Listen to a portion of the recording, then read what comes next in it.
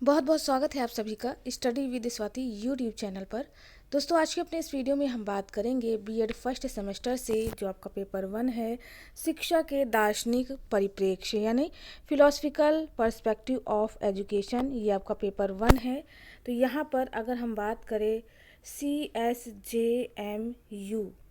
ये आपकी कानपुर यूनिवर्सिटी है, ठीक है, जिसका पेपर जो है 1 तारीख को है। अगर हम पेपर 1 की बात करें, 1 अप्रैल 2022 को पेपर होना है।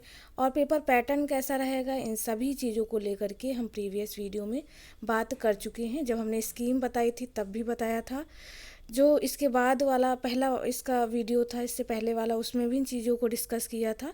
आज के अपने इस वीडियो में हम पेपर 1 के जो सैम्पल पेपर है उनको लेकर के बात करने वाले हैं। सैम्पल पेपर की बात करें तो यहाँ पर आप सैम्पल पेपर से समझ पाएंगे कि किस तरह के क्वेश्चन पूछे जाएंगे, यानी आपके ऑब्जेक्टिव टाइप के क्वेश्चन रहेंगे या डिस्क्रिप्टिव। तो चलिए दोस्तों, शुरू करेंगे बीएड फर्स्ट सेमेस्टर शिक्षा के दार्शनिक परिप्रेक्ष्य, जो कि पेपर नेम है। ये आपका प्रथम प्रश्न पत्र है।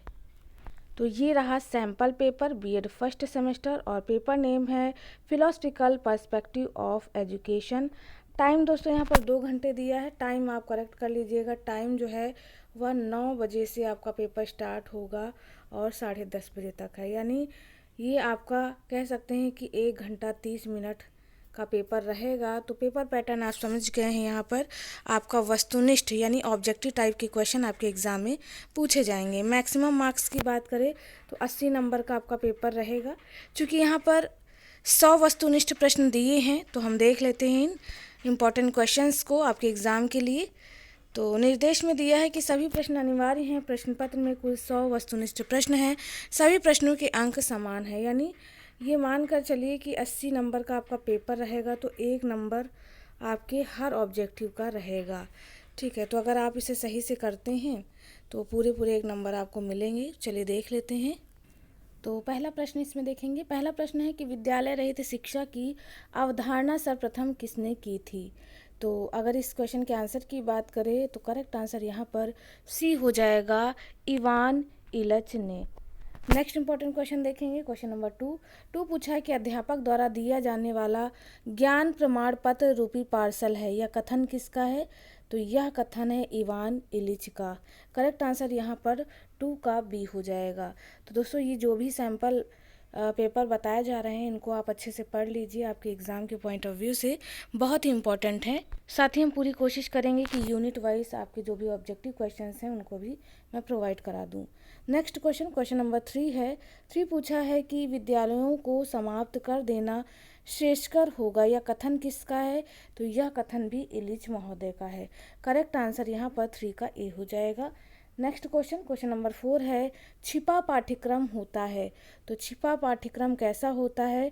तो यह पाठ्यक्रम का प्रयोजन वस्तुनिष्ठ रीति से प्रकट करना छिपा पाठ्यक्रम कहलाता है। करेक्ट आंसर 4 का ए हो जाएगा। नेक्स्ट क्वेश्चन नंबर 5 देखेंगे। क्वेश्चन नंबर 5 पूछा है कि इवान इलच के विचारों के अनुसार निम्न तथ्यों में कौन से उसके विचार हैं। इनमें से कौन से उसके विचार है आपको बताना है। तो 5 की बात करें, 5 का करेक्ट आंसर डी हो जाएगा। उक्त तीनों ही जो है इलान इलिच के विचारों के तथ्य हैं, उनके विचार हैं। यानी विद्यालय एक क्रमिक बाजार है, विद्यालय एक नया मजहब नहीं, विद्यालयीकरण का एक क्रांतिकारी संभावना है। तो ये सारे विचार हैं इवान इलिच महोदय के। नेक्स्ट क्वेश्चन नंबर 6 है। सच्ची शिक्षा व्यक्ति के समरूप एवं सर्वांगीण या चतुर्दिक विकास में पाई जाती है, यह कथन किसका है। यानी स्टेटमेंट आप देख लीजिए कितने ज़्यादा पूछे गए हैं। अगर हम फर्स्ट पेपर की बात करें तो 6 का आंसर हो जाएगा यहाँ पर सी, जो कि है एनी बेसेंट महोदय का। नेक्स्ट क्वेश्चन नंबर 7 देख लेंगे। क्वेश्चन नंबर 7 पूछा है कि विस्तृत अर्थ में शिक्षा एक ऐसी प्रक्रिया है जो आजीवन चलती रहती है, यह कथन किसका है। स्टेटमेंट फिर से पूछा है, तो यह कथन मैकेंजी महोदय का है। करेक्ट आंसर ए हो जाएगा 7 का। क्वेश्चन नंबर 8 पूछा है कि समुदाय हम भावना तथा जीवन की कुछ मात्रा में एक निश्चित क्षेत्र में पाया जाने वाला समूह है, यह कथन किसका है। तो 8 की बात करें, यह कथन बोगोर्स या बोगार्ट्स करके होगा, बोगार्ट्स महोदय का है। नेक्स्ट है क्वेश्चन नंबर 9, स्वस्थ शरीर में स्वस्थ मन का निर्माण ही शिक्षा है, यह कथन किसका है? तो 9 की बात करें, यह जो स्टेटमेंट दिया है अरस्तु महोदय ने दिया है। करेक्ट आंसर 9 का यहाँ पर डी हो जाएगा। क्वेश्चन नंबर 10 देखेंगे। 10 पूछा है कि शिक्षा का अर्थ छात्र और शिक्षक के मध्य अंतः क्रिया है, यह कथन किसका है? तो क्वेश्चन नंबर 10 की बात करें, करेक्ट आंसर बी हो जाएगा। डॉक्टर सुभाष अग्रवाल महोदय ने यह कथन दिया है। करेक्ट आंसर आप 10 का बी लगा सकते हैं। नेक्स्ट क्वेश्चन देखेंगे, क्वेश्चन नंबर 11। तो क्वेश्चन नंबर 11 पूछा है कि शिक्षा का जनसंचार माध्यम है, यानी शिक्षा का जनसंचार माध्यम या लोक संचार माध्यम क्या माना जाएगा? तो यहाँ पर 11 की बात करें तो टेलीविज़न। टेलीविज़न एक ऐसा माध्यम है जो शिक्षा का जनसंचार बनता है या माना जाता है। करेक्ट आंसर यहाँ पर 11 का डी हो जाएगा। नेक्स्ट क्वेश्चन नंबर 12 देख लेंगे। क्वेश्चन नंबर 12 पूछा है कि शिक्षा मनुष्य की जन्मजात शक्तियों का स्वाभाविक सामंजस्यपूर्ण तथा प्रगतिशील विकास है, यह कथन किसका है? स्टेटमेंट बहुत ज़्यादा पूछे गए हैं, तो इन सभी स्टेटमेंट को आप याद कर लीजिए क्योंकि टाइम बहुत कम बचा है।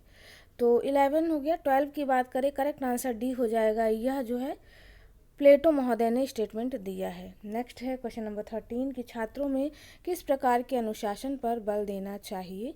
आपके ऑप्शन अवेलेबल हैं, आंसर खुद से भी करने की कोशिश करें। 13 का यहाँ पर करेक्ट आंसर हो जाएगा आंतरिक। छात्रों में आंतरिक प्रकार के अनुशासन पर बल देना चाहिए। नेक्स्ट है क्वेश्चन नंबर 14 की परिवार शिक्षा का साधन है, कौन सा साधन माना जाएगा? फॉर्मल, इनफॉर्मल, नॉन फॉर्मल या समूह साधन?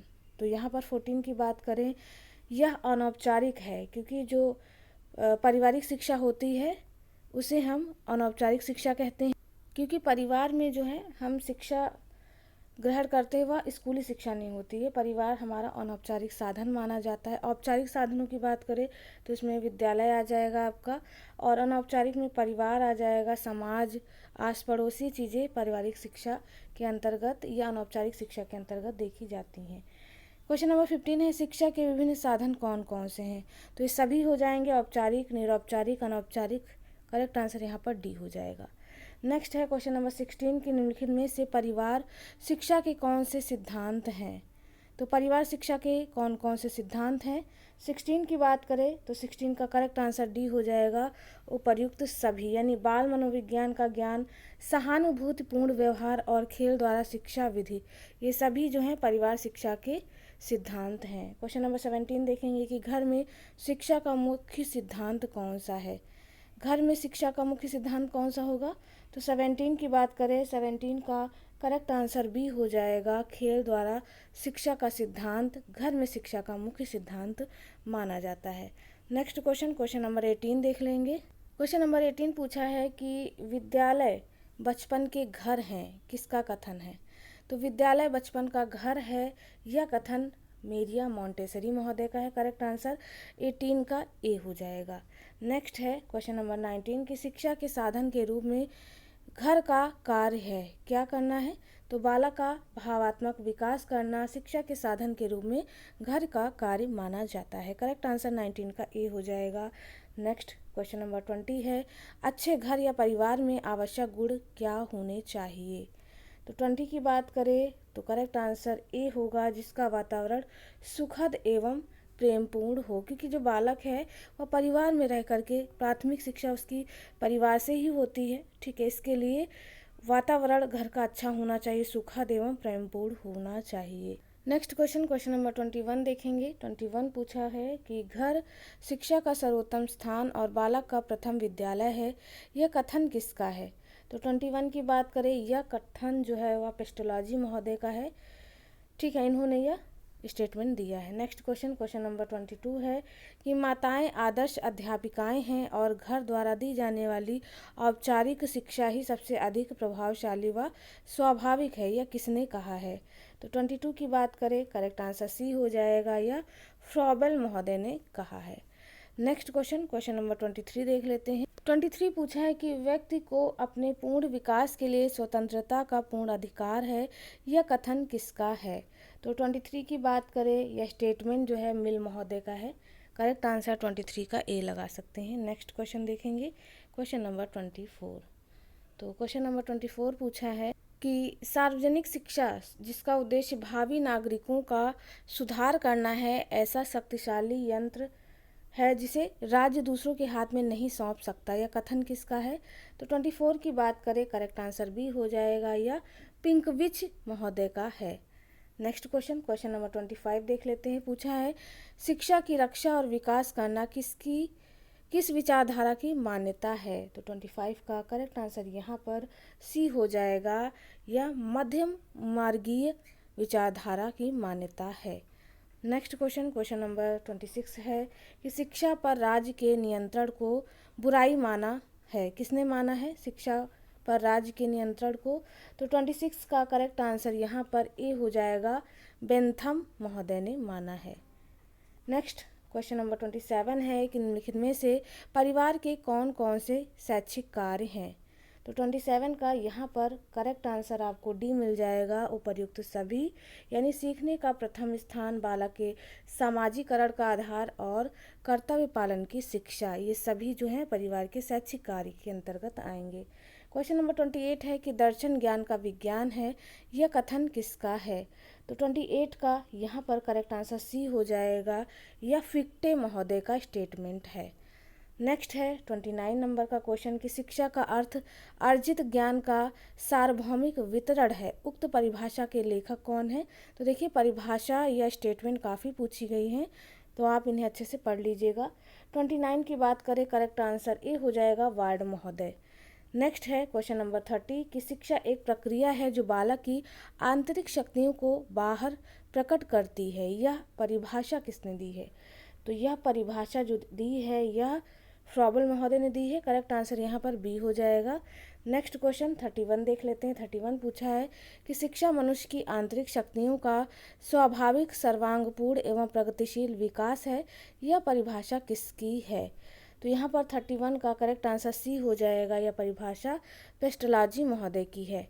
नेक्स्ट क्वेश्चन 32 है कि शिक्षा दर्शन का कार्य दर्शन द्वारा प्रतिपादित सत्यों एवं सिद्धांतों को शैक्षिक प्रक्रिया के संचालन में करना है, यह स्टेटमेंट किसका है? तो 32 का करेक्ट आंसर बी हो जाएगा, किसमें? प्रयोग में करना है, ठीक है। यानी शिक्षा दर्शन का कार्य दर्शन द्वारा प्रतिपादित सत्यों और सिद्धांतों को शैक्षिक प्रक्रिया के संचालन में प्रयोग द्वारा हम यह चीज़ें जान सकते हैं।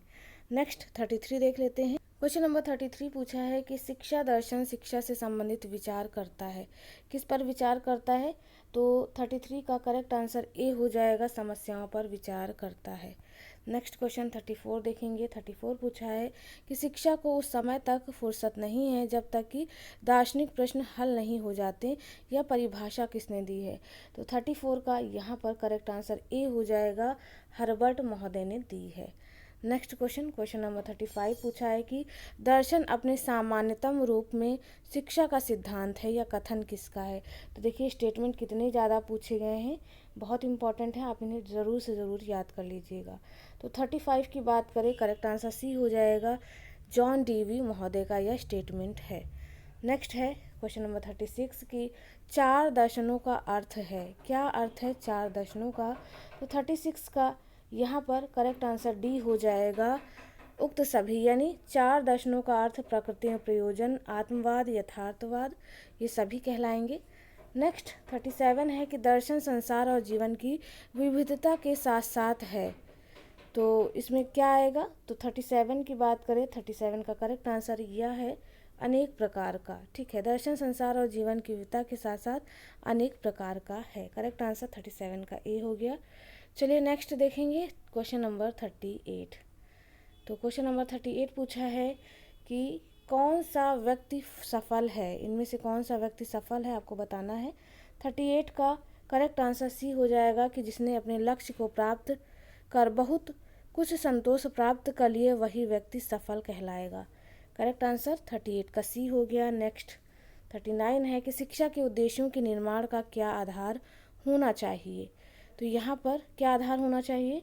तो 39 की बात करें, करेक्ट आंसर ए हो जाएगा, आदर्शवादी आधार होना चाहिए, अगर शिक्षा के उद्देश्यों के निर्माण के आधार की हम बात करते हैं। 39 का करेक्ट आंसर ए हो गया। नेक्स्ट क्वेश्चन, क्वेश्चन नंबर 40 देखेंगे। 40 पूछा है कि शिक्षा और दर्शन के संबंध में सही विचार क्या है। तो 40 का करेक्ट आंसर बी हो जाएगा। शिक्षा और दर्शन के संबंध में सही विचार है कि शिक्षा और दर्शन एक ही सिक्के के दो पहलू हैं। नेक्स्ट क्वेश्चन देखेंगे, क्वेश्चन नंबर 41। क्वेश्चन नंबर 41 पूछा है कि आप सर्वाधिक किस सिद्धांत से सहमत हैं। 41 की बात करें, करेक्ट आंसर ए हो जाएगा। योग एवं प्रयास कभी भी निष्फल नहीं होते। यह सिद्धांत जो है सहमति दिला रहा है, तो करेक्ट आंसर आप 41 का ए लगा सकते हैं। नेक्स्ट क्वेश्चन देखेंगे, क्वेश्चन नंबर 42। क्वेश्चन नंबर 42 पूछा है कि प्रयासों के बावजूद भी जीवन में सफलता न मिलने पर आप क्या करेंगे। तो 42 की बात करें, करेक्ट आंसर सी हो जाएगा। जीवन लक्ष्यों को सरल बनाने का प्रयास करेंगे। नेक्स्ट क्वेश्चन देखेंगे, क्वेश्चन नंबर 43। 43 पूछा है कि अवकाश प्राप्ति के बाद कौन लोग सुखी होते हैं। तो यहाँ पर रिटायरमेंट के बाद कौन लोग सुखी होंगे। तो 43 का करेक्ट आंसर जो है वह डी हो जाएगा, उपर्युक्त सभी। यानी जिसके पास धन होता है, जो समय के साथ बदलते रहते हैं, जो स्वस्थ होते हैं, ठीक है, ये सारी चीज़ें जो हैं अवकाश प्राप्त के बाद लोग सुखी, ऐसे लोग कहलाएंगे। नेक्स्ट 44 देख लेते हैं। पूछा है आज के तनावपूर्ण जीवन में सहज रहने के लिए क्या आवश्यक है। तो यहाँ पर आपके ऑप्शन दिए हैं, आप खुद से भी आंसर करें। 44 का करेक्ट आंसर डी हो जाएगा, उपर्युक्त में से कोई नहीं। यानी अवकाश का समय निकाल कर कोई भी इंडोर या आउटडोर अपनी आवश्यकता के अनुरूप खेलें, अपनी रुचि का साहित्य पढ़ें, मन बदलाव के लिए सोच के अपने काम से हटकर दूसरे काम करें। ये सारे ही सही नहीं हैं, ठीक है, आंसर आप डी लगा सकते हैं 44 का। नेक्स्ट देखेंगे 45। 45 पूछा है कि प्रोन्नति के बारे में सही व्याख्या कीजिए। प्रोन्नति क्या है बताना है। 45 की बात करें, करेक्ट आंसर ए हो जाएगी। प्रोन्नति कठिन श्रम से मिलती है। नेक्स्ट देखेंगे क्वेश्चन नंबर 46। 46 पूछा है कि जीवन में सफलता का कारण क्या है। जीवन में अगर सफलता का कारण पूछे तो इनमें से क्या होगा। तो 46 का करेक्ट आंसर सी हो जाएगा, कठोर परिश्रम एवं अध्यवसाय, ठीक है, ये चीज़ें सफलता दिलाएंगी जीवन में। क्वेश्चन नंबर 47 है कि आपका मित्र अच्छे अंकों से उत्तीर्ण होकर भी अभी तक नौकरी नहीं पा सका है। विचार है, उसके विचार मतलब कहने का अर्थ है कि नौकरी नहीं पा सका है, तो आपके विचार से ऐसा क्यों है। तो 47 की बात करें, 47 का करेक्ट आंसर बी हो जाएगा। उसके प्रयासों में कहीं ना कहीं कमी अवश्य है। 48 देखेंगे कि दर्शन की मुख्य विशेषताएं होती हैं। तो देखिए दर्शन की उक्त विशेषताएं सभी हो जाएंगी, संदेह, उदारता और धैर्य। करेक्ट आंसर डी हो जाएगा। 49 देखेंगे कि डेकार्टे ने दर्शन का अर्थ निम्न शब्दों में लिखा है। कौन सा अर्थ है। तो 49 देख लेंगे, 49 का डी हो जाएगा। ये सभी जो हैं डेकार्टे के दर्शन के अर्थों के अंतर्गत आ जाएंगे, यानी ए, बी और सी सभी। लास्ट क्वेश्चन 50 देखेंगे। क्वेश्चन नंबर 50 पूछा है कि दर्शन सार्वभौमिक मूल्यों का आलोचनात्मक विज्ञान है या विचार किसने दिया है। तो 50 की बात करें, 50 का करेक्ट आंसर ए हो जाएगा, विंडलबैंड ने यह स्टेटमेंट दिया है। तो दोस्तों ये था पार्ट 1। अगर हम सैम्पल पेपर की बात करें, चूँकि हमारे 100 क्वेश्चन हैं, तो एक वीडियो में इन सभी को कवर नहीं कर सकते 100 क्वेश्चंस को। ये पार्ट 1 था। पार्ट 2 में हम और जो बचे हुए प्रश्न हैं यानी 50 क्वेश्चंस उनको इंक्लूड करेंगे। तो यहाँ पर आज के इस वीडियो में बस इतना ही। चलिए दोस्तों, मिलते हैं अपने एक नेक्स्ट वीडियो में एक नया टॉपिक के साथ। तब तक के लिए आप सभी का बहुत बहुत धन्यवाद। Thank you friends, keep watching and share to others.